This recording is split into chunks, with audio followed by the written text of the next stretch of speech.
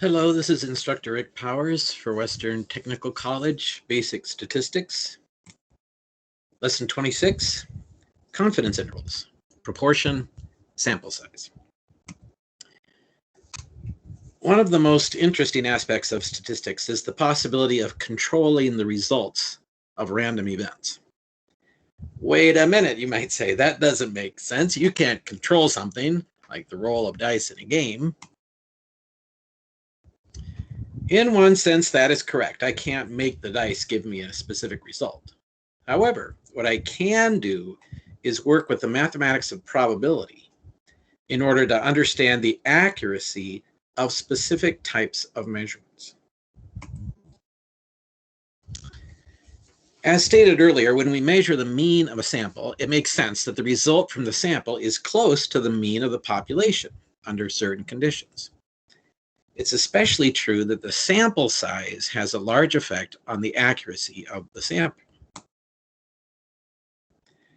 So our current task is to use a fundamental concept of science.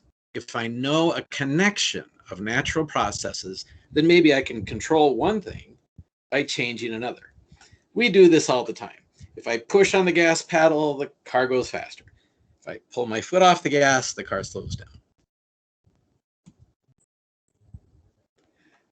We know that a larger sample sizes create more accuracy in a specific mathematical process.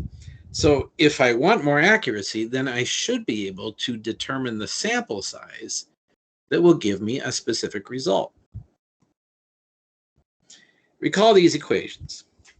The lower bound of the confidence interval for proportion, p hat minus z with the label alpha over 2 times the square root of p hat times 1 minus p hat divided by n. The upper bound, similar, except it's p hat plus the same thing.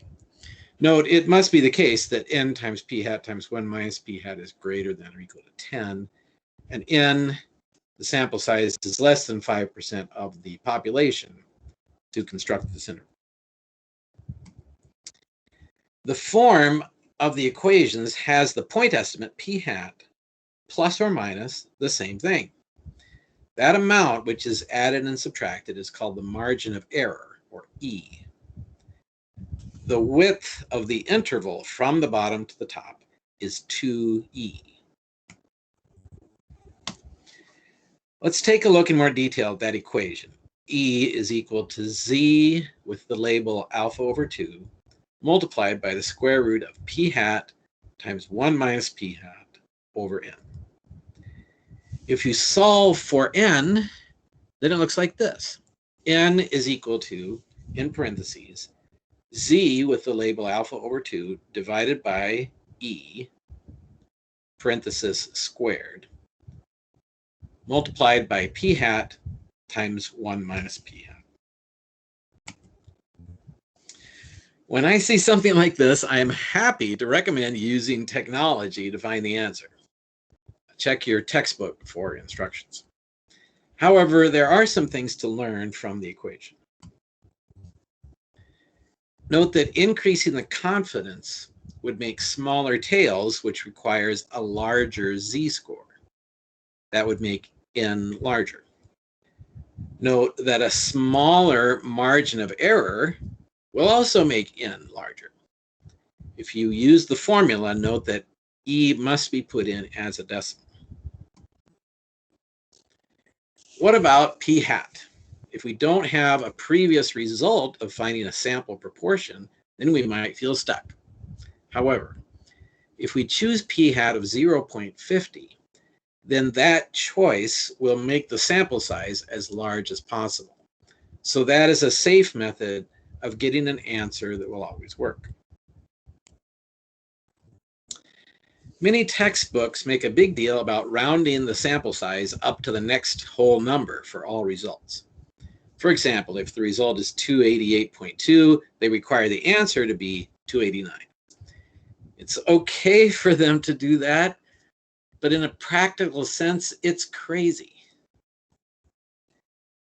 No matter what sample size we choose, the results will always be changing. So our p hat and our confidence intervals are never going to be exactly the accuracy that we want. And changing the sample size by 1 or 2 makes no practical difference at all. Oh well, it's hard to go against the traditions and the culture, so if the homework software requires rounding up, then I guess we round up.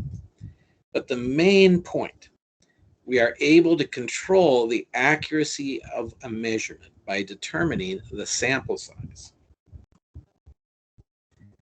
Once again, though, we must be practical about how this works. Large samples may not be available in specific situations. There may be a need to balance the cost or the time invested with the need for accuracy. But at least we have the tools to consider the best options. End of lesson 26.